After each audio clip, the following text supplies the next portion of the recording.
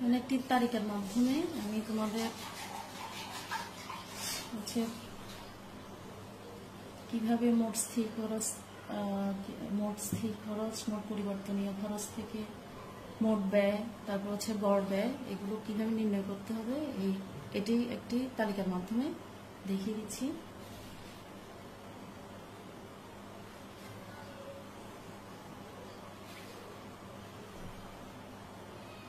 যেহেতু বোর্ড নেই এজন্য একটু সমস্যা বোধ করছি, আশা করছি তোমরা বুঝতে পারবে।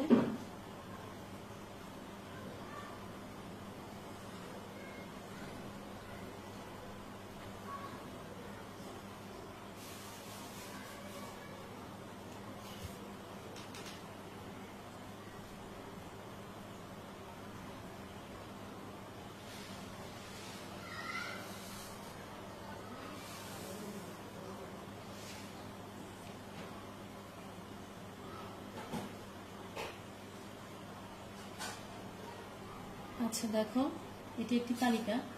যদি এখান থেকে বলে গড় ব্যয় ও গড় পরিবর্তনীয় ব্যয়ের সূচি তৈরি করো, তাহলে কিভাবে তৈরি করবে?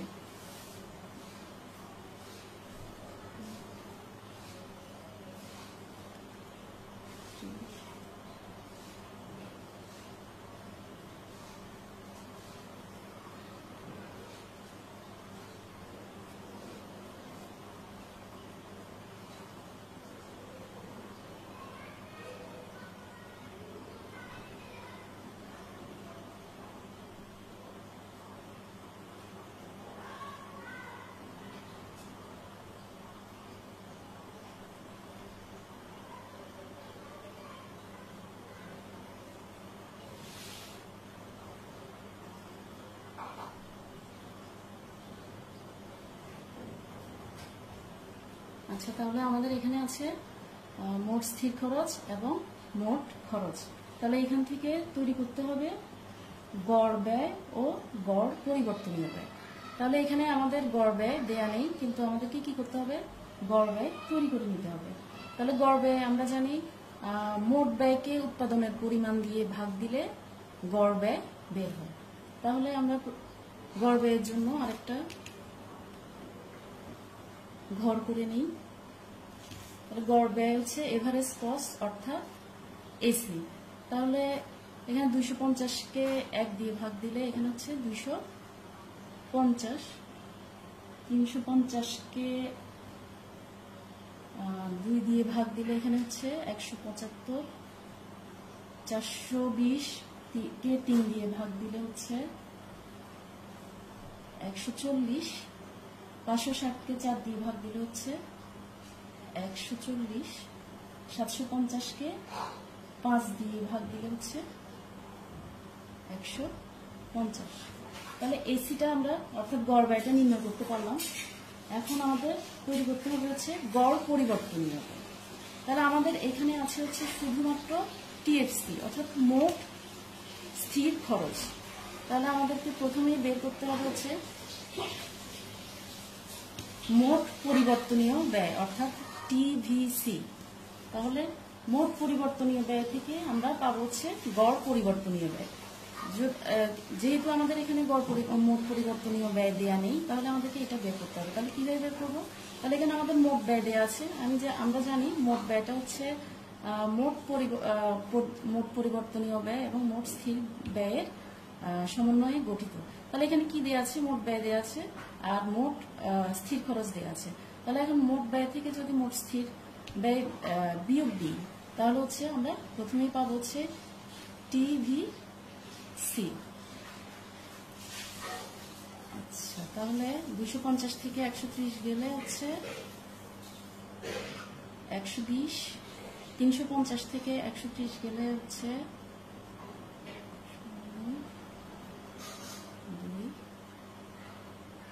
220, 420 থেকে 130 গেলে হচ্ছে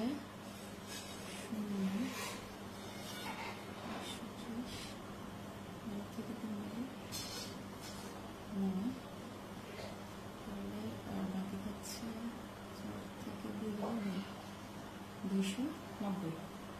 আচ্ছা, তারপর হচ্ছে 560 থেকে 130 গেলে 0 3 330। 750 থেকে 130 গেলে 0 3 গেলে 2 গেলে 620। তাহলে আমরা এখানে টিভিসি পেলাম। তাহলে কিভাবে টিসি থেকে টিএফসি বিয়োগ দিলে হচ্ছে কি টিভিসি পাওয়া গেল।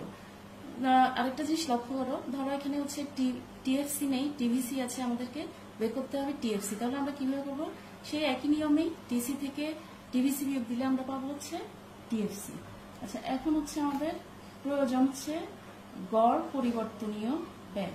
তাহলে গড় পরিবর্তনীয় ব্যয়টা হচ্ছে আমরা, আচ্ছা এখন আমরা নির্ণয় করবো হচ্ছে, আমাদেরকে নির্ণয় করতে বলা হয়েছিল গড় ব্যয় এবং মোট পরিবর্তনীয় ব্যয়। তাহলে গড় ব্যয় অর্থাৎ এসি আমরা বের করলাম কি থেকে, টিসি থেকে। আমরা জানি টিসি কে উৎপাদনের পরিমাণ দিয়ে ভাগ করলে নির্ণয় হয় গড় ব্যয়।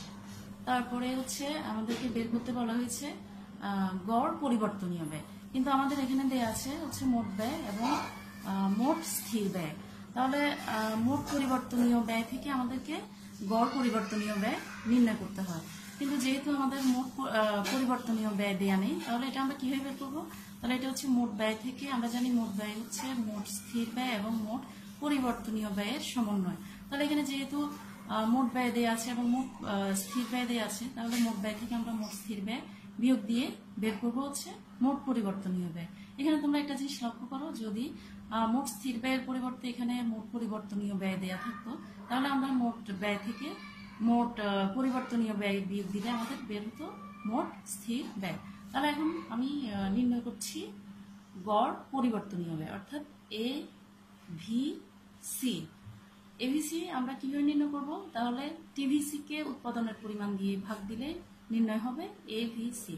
তাহলে 120 কে 1 দিয়ে ভাগ দিলে এখানে হচ্ছে 120, 220 কে 2 দিয়ে ভাগ দিলে হচ্ছে 110, 290 কে 3 দিয়ে ভাগ দিলে হচ্ছে 96.67।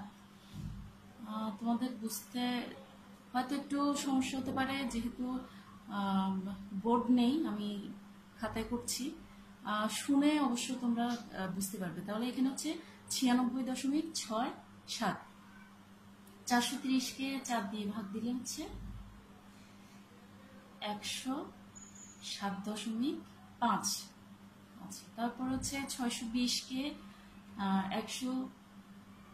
620 কে 5 দিয়ে ভাগ দিলে হচ্ছে 124।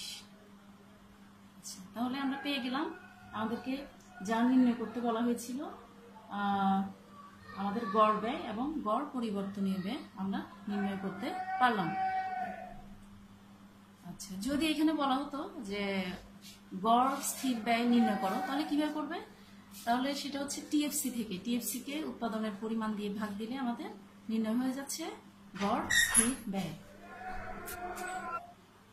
আচ্ছা, তাহলে আমরা এখান থেকে নির্ণয় করলাম হচ্ছে গড় ব্যয়, মোট পরিবর্তনীয় ব্যয়, মোট পরিবর্তনীয় ব্যয় থেকে হচ্ছে গড় পরিবর্তনীয় ব্যয় অর্থাৎ এভিসি যেটি। আচ্ছা, তাহলে আমরা তালিকাতে কি নির্ণয় করা শিখলাম। এখানে হচ্ছে আমাদের দেয়া ছিল মোট পরিবর্তনীয়, মোট স্থির ব্যয়, মোট ব্যয়। এখান থেকে নির্ণয় করেছি গড় ব্যয়, মোট পরিবর্তনীয় ব্যয় এবং গড় পরিবর্তনীয় ব্যয়। তাহলে দেখো আবার একটু লক্ষ্য করো, গড় ব্যয় হচ্ছে এসি, মোট পরিবর্তনীয় ব্যয় হচ্ছে টিভিসি, আর গড় পরিবর্তনীয় ব্যয় হচ্ছে এভিসি।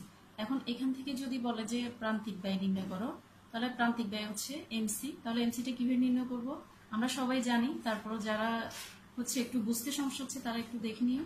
তাহলে এমসি হচ্ছে টিসি প্রথম এককে যা থাকবে তাই, অর্থাৎ এখানে 250। তারপরে দ্বিতীয় এককে হচ্ছে বরাবর টিসি অর্থাৎ মোট ব্যয়ের দ্বিতীয় একক থেকে প্রথম একক বিয়োগ দিলে যা হয় তাই হচ্ছে এমসি, অর্থাৎ এখানে 350 আছে, 350 থেকে 250 বিয়োগ দিলে এখানে হচ্ছে 100।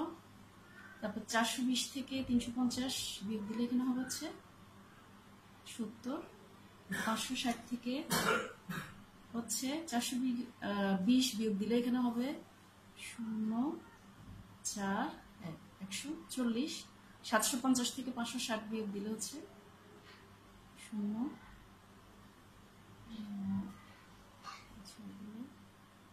হচ্ছে 190।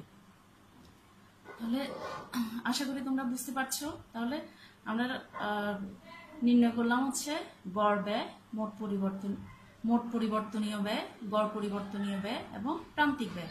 তাহলে হচ্ছে টিএফসি যদি দেয়া থাকে এবং টিসি দেয়া থাকে তাহলে আমরা এই দুটো থেকে টিভিসি নির্ণয় করতে পারবো। যদি টিসি দেয়া থাকে, টিভিসি দেয়া থাকে তাহলে আমরা সেখান থেকে টিএফসি নির্ণয় করতে পারবো।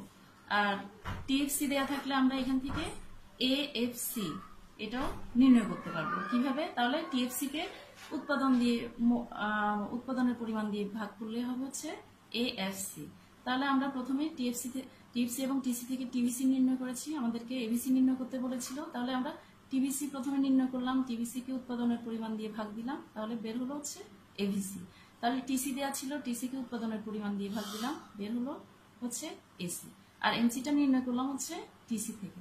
তাহলে আমরা পুনরায় যেখান থেকে শুরু করেছিলাম ক্লাসের সেখান থেকে আরেকটু আলোচনা করি। তাহলে আজকে আমরা পড়েছি হচ্ছে উৎপাদন ব্যয়ের শ্রেণী বিভাগ।